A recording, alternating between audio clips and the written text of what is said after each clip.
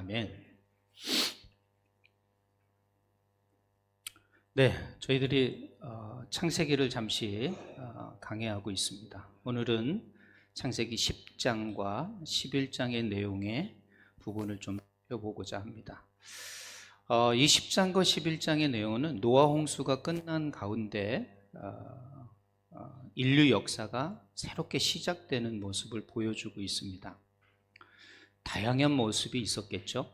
그런데 성경은 그 다양성 중에 가장 중요한 한 부분을 지적하고 있는 것이죠. 바로 그들이 한 곳에 몰려 살았다라는 것이죠. 그리고 그들이 흩어지는 것을 면하고자 했다라는 것이죠. 그런데 하나님은 다시 그들이 한 곳에 있지 않고 흩어지게 하셨다라는 거죠. 그래서 오늘 본문에는 사실 바벨이나 어떤 족보의 중요성도 있지만 나눔과 흩어짐이라는 단어를 유념해서 보셔야 합니다. 그 속에 사실 하나님의 깊은 뜻과 하나님의 숨겨진 섭리가 있습니다. 그래서 오늘 본문을 통하여 저희들은 좀 하나님께서 이 흩으심을 통하여 이 심판과 같은 이 바벨의 흩으심을 통하여 어떤 계획을 가지고 계셨으며 또 성경은 그 계획을 어떻게 말하고 있는지를 우린 짧은 시간이지만 좀 살펴보고자 합니다. 사실 이 성경에는 족보들이 나옵니다. 이 족보는 여러 가지 측면에서도 아주 중요한 내용입니다. 여러 가지 중에 가장 중요한 것은 바로 그 족보의 순간순간, 그 사람이 살았던 그 시대마다 하나님이 함께 하셨다는 거예요. 함께 하나님께서 그 역사를 주관하고 계시다라는 것을 이 족보는 말하고 있는 거예요. 그러니까 그 족보를 통하여 하나님이 어떤 중요한 사건에만 개입하는 것이 아니라 우리의 역사의 한가운데서, 여러분의 모든 일상 가운데, 여러분의 세세한 삶의 현장 속에서 하나님은 한 사람 한 사람을 이끌고 하나님의 역사를 이루어 가신다라는 아주 중요한 기록입니다. 그렇기 때문에 이 족보를 볼 때 성경을 읽다가 툭 넘어가지 마시고 좀 발음하기 어렵더라도 계속 읽어가시면 도움이 되리라고 생각합니다. 오늘 이 바벨의 사건은 사실 어떻게 보면 역사의 아주 중요한 전환점입니다.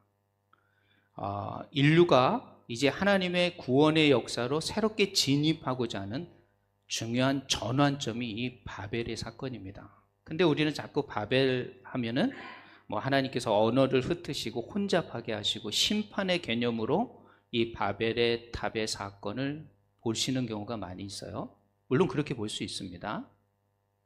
그러나 더 중요한 것은 하나님께서 이 바벨을 통하여 전혀 새로운 역사를 하나님께서 궁극적으로 이루시고자 하는 하나님의 구속의 역사를 이끌어 가시는 아주 중요한 터닝 포인트가 된다는 것도 아셔야 되는 거예요. 이제는 더 이상 하나님께서 인간들의 어떤 그런 자유의지에 의해서 진행되는 모든 역사를 하나님의 주권에 의해서 진행한다라는 것을 보여주는 사건이 이 바벨의 사건이라는 것을 우리는 기억하셔야 합니다. 먼저 그럼 오늘 본문의 내용 10장 후반절과 11장의 내용을 연결하실 수 있어야 돼요. 원래는 장절이 성경은 안 돼 있었습니다. 그렇기 때문에 이 본문은 연결되는 본문으로 보셔야 돼요. 근데 10장이 끊어지고 11장으로 나눠지니까 이게 다른 사건처럼 보이는 거예요. 자, 그럴 때 우리는 이 벨렉이라는, 제가 이제 히브리적 언어로 해서 벨렉인데요. 성경에는 벨렉이라고도 되어 있습니다. 이 벨렉의 이름을 이해하셔야 돼요. 이 벨렉이라는 이름을 오늘 25절에 보면 그때의 세상이 나뉘었습니다. 이렇게 되어 있어요. 자, 그런데 이 이름의 뜻이 뭐냐? 벨렉이라는 거예요.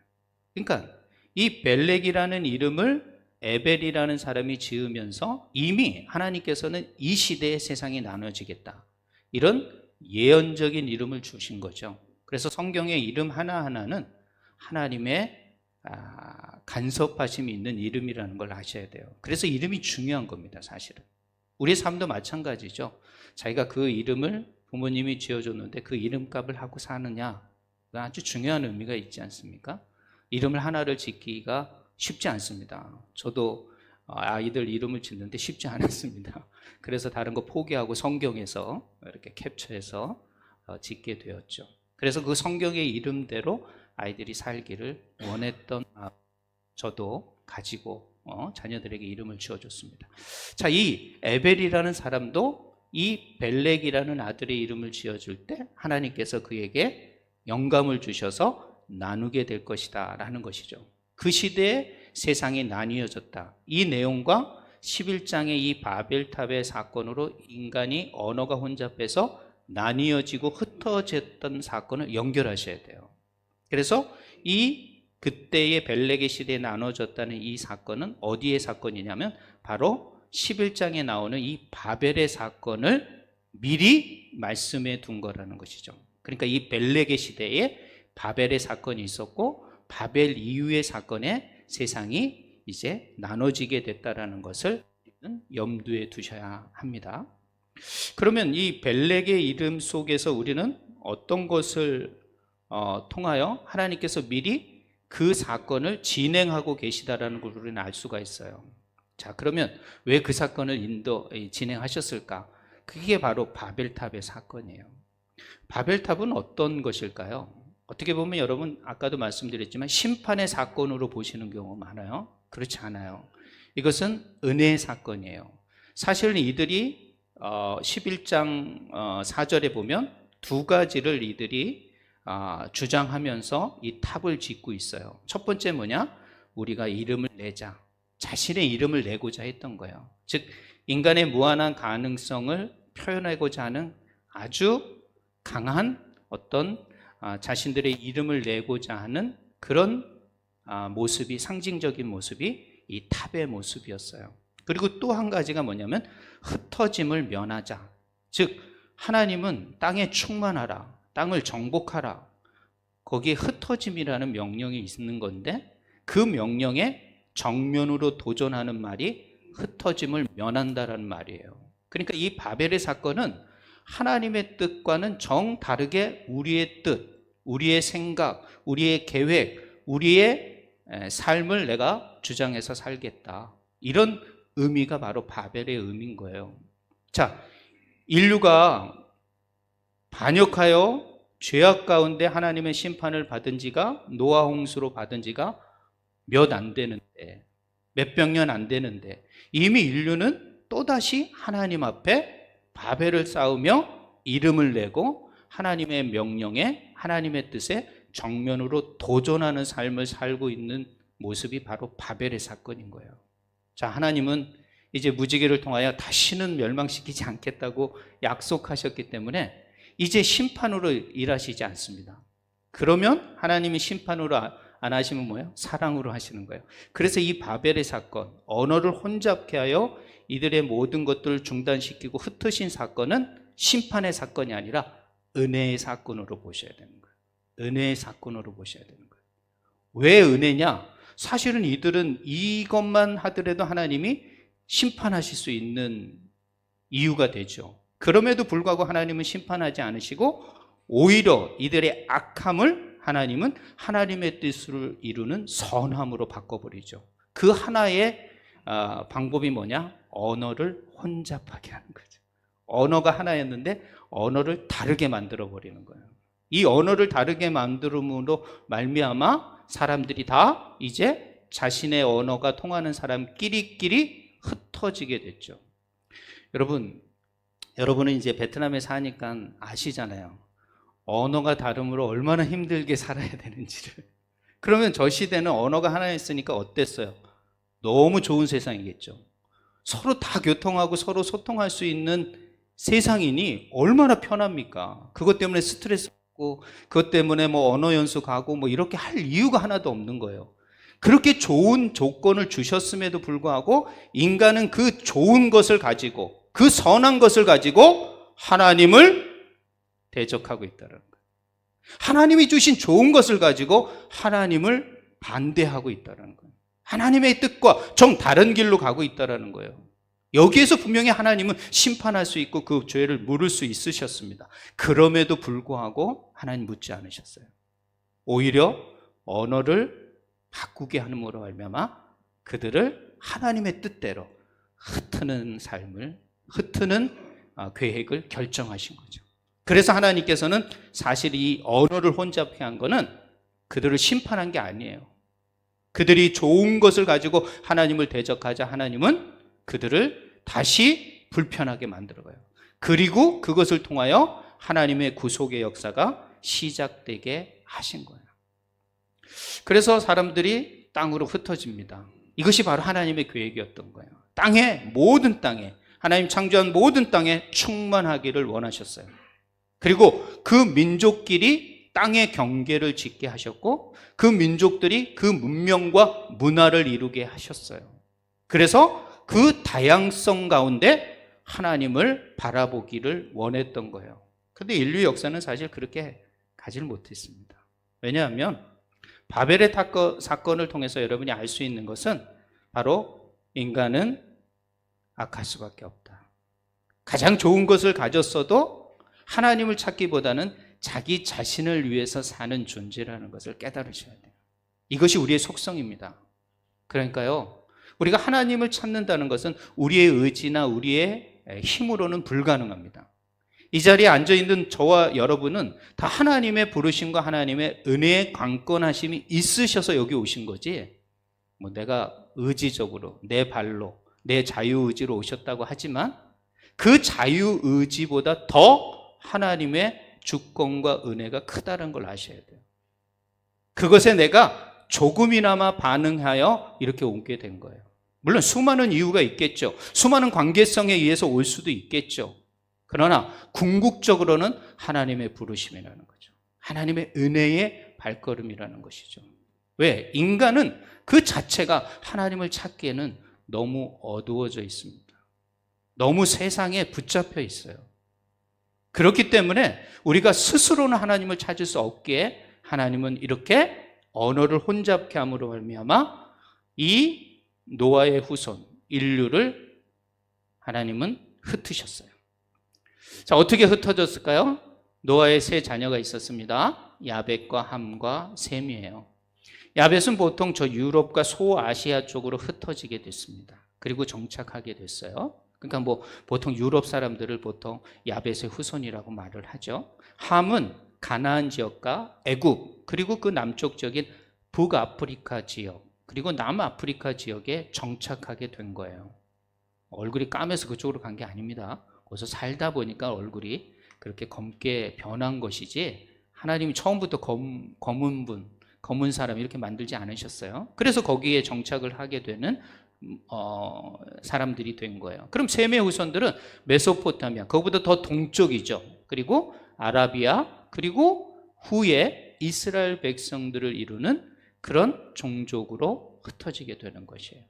그래서 이 분열은 하나님께서 이렇게 그들을 흩으시는 것은 결코 하나님의 심판이 아니었다. 저는 성경을 볼 때마다 느끼는 거예요. 이것은 하나님의 심판이 아니라 더 하나님이 이들을 통하여 하나님의 뜻을 이루고자 하는 하나님의 섭리구나, 하나님의 계획이셨구나 라는 것을 깨닫게 됩니다. 그렇게 깨달을 수밖에 없는 것은 바로 창세기 12장 아브라함을 부르시는 장면에서 우리는 알 수가 있어요. 보세요. 그들을 구원할 계획이 없으시고 심판이라면 그 중에 한 사람을 불러서 내가 너를 통하여 온 열방과 모든 민족을 복의 근원이 되게 하겠다. 이걸 왜 그렇게 말씀해 주시겠어요? 그럴 이유가 없는 거예요. 심판으로 끝나는 거죠. 그들을 더 힘들게 만들고 하나님 앞에 오기 힘들게 만들어야 되는데 하나님은 아닙니다. 그 흩어진 사람 중에 한 사람을 불러 하나님의 구속의 계획을 시작하셨다는 거예요. 이것이 바로 하나님의 계획이었기 때문에 이 바벨의 사건은 심판의 사역이 아니라 하나님의 섭리와 하나님의 뜻에 의해서 진행되는 사건이라고 볼 수밖에 없다는 것이죠. 그럼 바벨의 사건은 무엇을 볼 수 있습니까? 바로 인간의 교만입니다. 인간의 본성이 이렇게 악해져 있음을 여러분이 성경을 통하여 깨달으셔야 돼요. 우리는 좀 더 지식인이고 문명인이고 우리가 이 시대의 과학 문명의 혜택을 받아 좀 선한 것 같지만 그렇지 않습니다. 그것은 겉모습이지 인간의 깊은 내면의 본성은 그러지 못하다라는 것을 기억하셔야 돼요. 자기 자신을 인정하는 것, 이게 사실 겸손의 시작입니다. 교만은 자기 자신을 인정하지 않는 거예요. 그래서 자기 자신을 드러내고자 하고 자기 이름을 내고자 하는 이 바벨의 사건이 될 수밖에 없다라는 것을 기억하셔야 돼요. 그리고 이 바벨의 사건을 통하여 우리는 또 뭐 하나를 알 수 있습니까? 하나님이 역사에 개입하고 계시다. 하나님이 우리의 삶의 현장 속에서 말하고 그 흩어지시는 모든 걸음걸음 가운데 하나님이 개입하고 계시다. 하나님의 주권적인 개입이 있다는 것을 깨달으셔야 돼요. 뭐 옛날에나 그랬지 지금은 안 그러지? 그렇지 않죠. 오늘도 살아계신 하나님이 여러분의 삶 구석구석 순간순간을 붙들지 않으면 안 됩니다. 사실 우리 김광규 집사님이 어저께 교통사고를 났습니다. 뭐 몇 톤 트럭이 지금 사중 충돌을 당했대요. 근데 저렇게 멀쩡하게.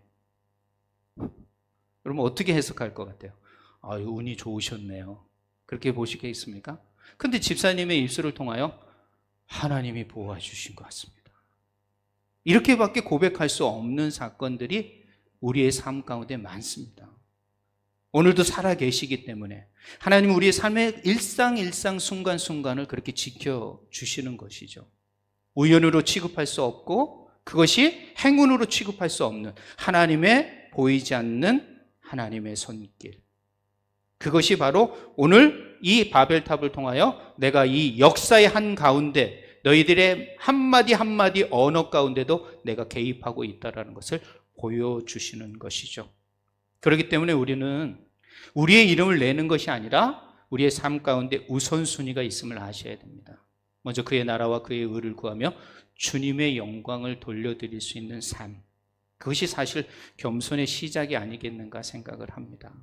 그래서 이 바벨은 인간의 교만과 인간의 본성이 얼마나 악하고 그 교만이 무엇을 향하고 있는지를 말씀해 주는 거예요.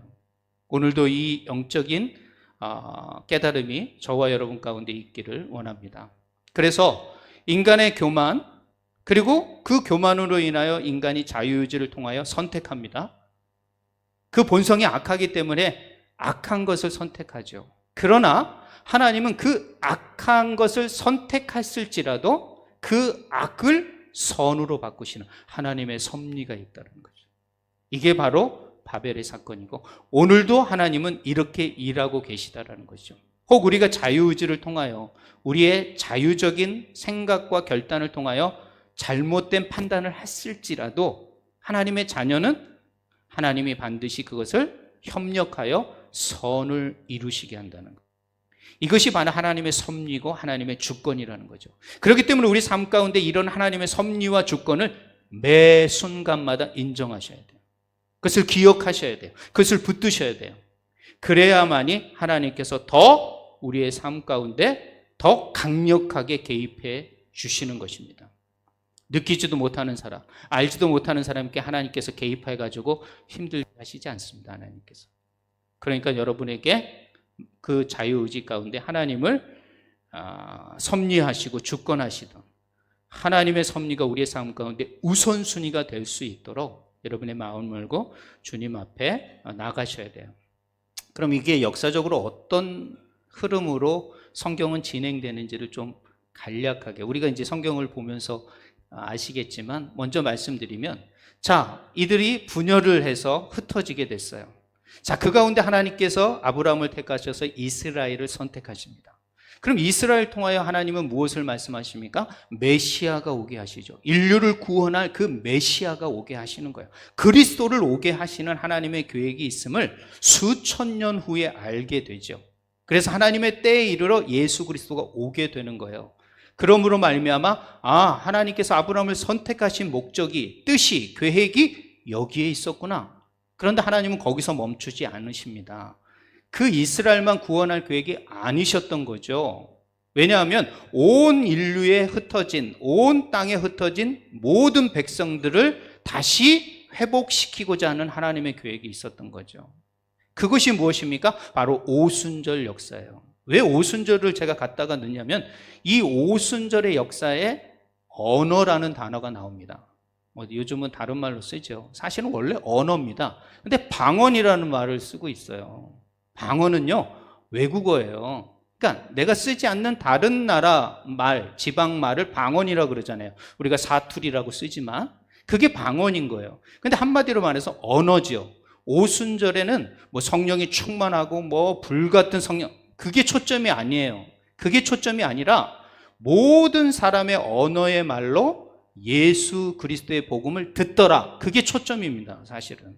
그렇기 때문에 그 사람들이 어떻게 각 지방과 언어의 바벨탑 사건으로 다 언어가 달라지고 힘들고 하나의 주님의 뜻을 알 수 없는 그 현 상황 속에서 하나님은 오순절의 역사를 통하여 언어를 통일해 버립니다.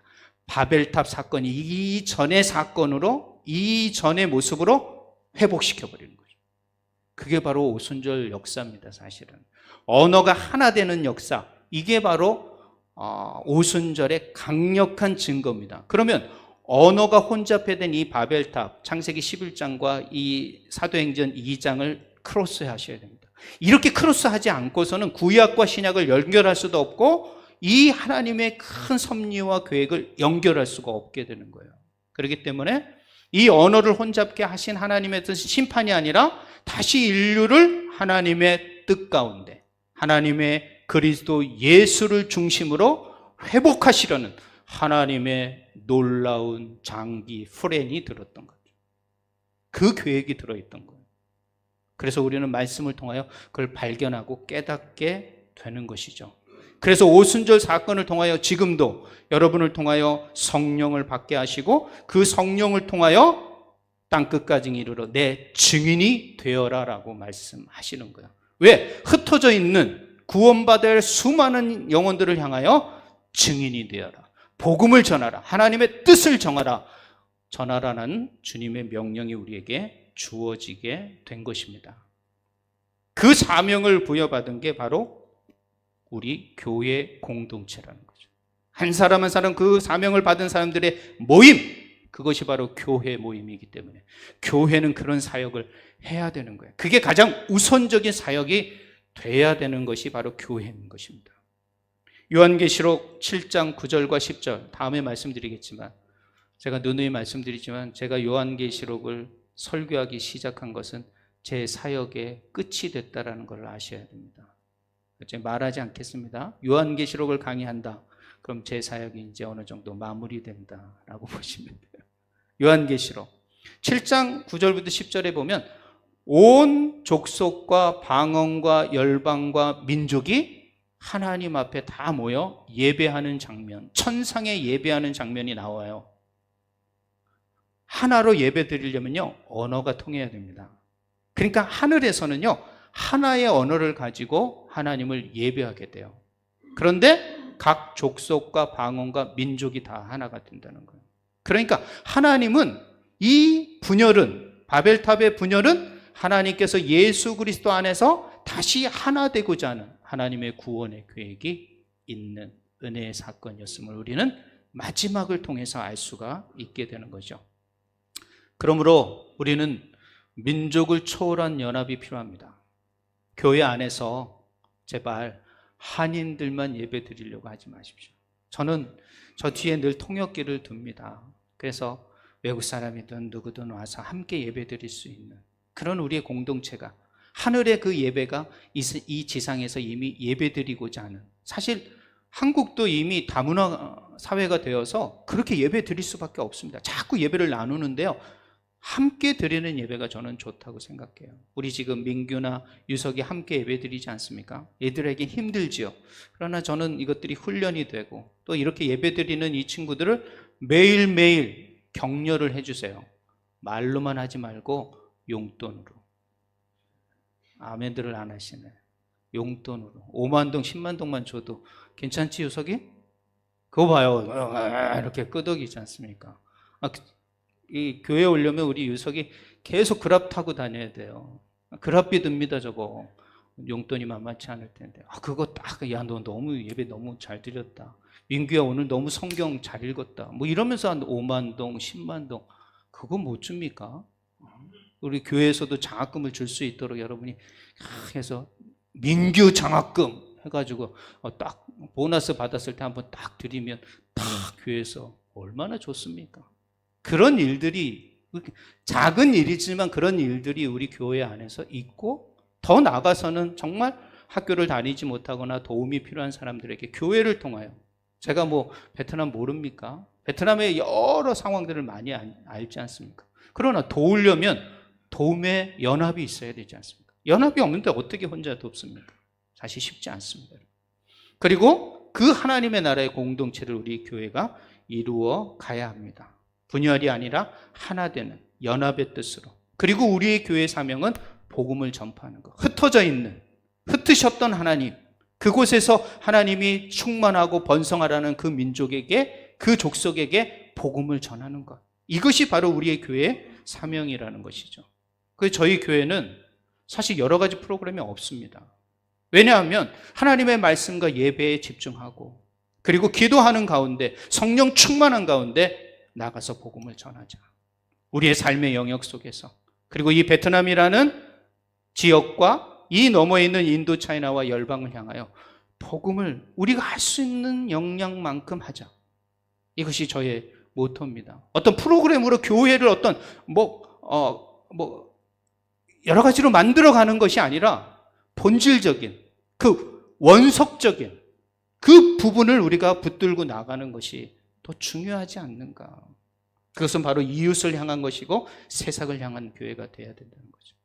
한국교회가 지탄받는 이유가 자꾸 너무 안에서 머무르는 거예요. 모이는 거 힘써야 되죠. 그러나 모이기만 하면 썩습니다. 그 증거가 나오는 거예요. 지금 흩어지셔야 됩니다. 흘러가야 됩니다. 하나님은 모이게 하시고 흩어지는, 이게 하나님의 원리라는 것을 기억하셔야 돼요.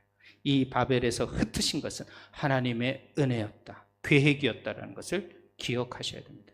그러므로 우리는 이 본문을 통하여 오늘 말씀 세 가지를 기억했으면 좋겠어요. 하나님의 주권, 하나님의 섭리를 인정하자.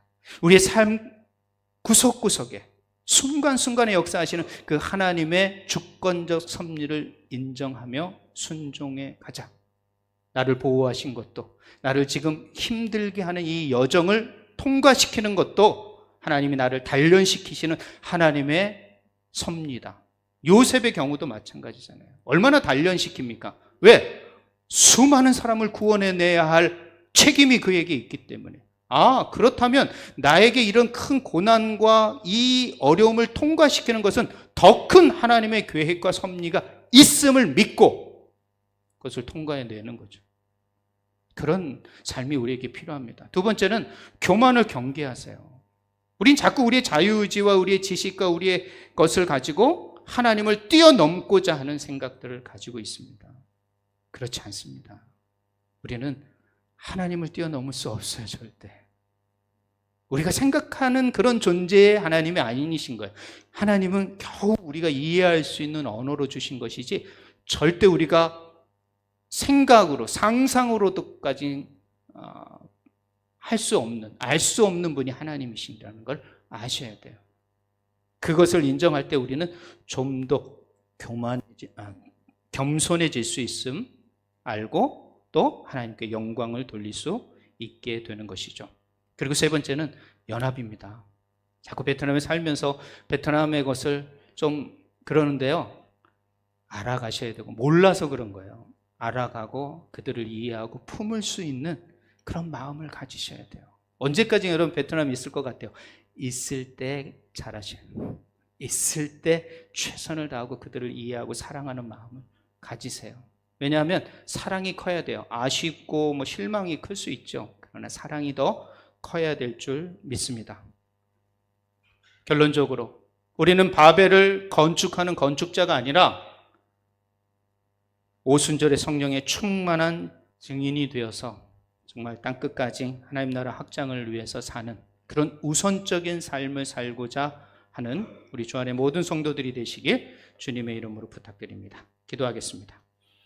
하나님 감사합니다. 오늘 바벨탑의 사건이 하나님 심판의 사건이 아니라, 언어를 혼잡해 하신 것은 심판이 아니라 우리를 향하신 하나님의 구원의 계획 가운데 하나님의 섭리였고 하나님의 주권적 일이셨음을 우리가 다시 한번 인정하고, 하나님 그 하나님 앞에 더욱 겸손한 삶을 살게 하시며 하나님의 나라를 먼저 추구하는 우선적인 삶, 땅이 아니라 하늘을 들어 하늘을 바라보며 살아가는 저희들의 삶이 되게 하시고, 이제는 혼자가 아니라 흩어져 있는 수많은, 복음을 듣고 구원받을 수많은 사람을 향하라는 주님의 그 성령의 세미한 음성을 듣고 순종해 가는 우리 모든 주의 성도들이 될 수 있도록, 저희 교회 공동체가 될 수 있도록 인도하여 주시옵소서. 함께 하여 주심을 믿고 감사드리며 그런 한 주간의 삶이 될 수 있도록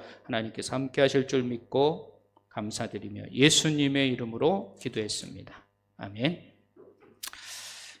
우리가 3월 첫 주, 보통 매월 첫 주에는 저희들이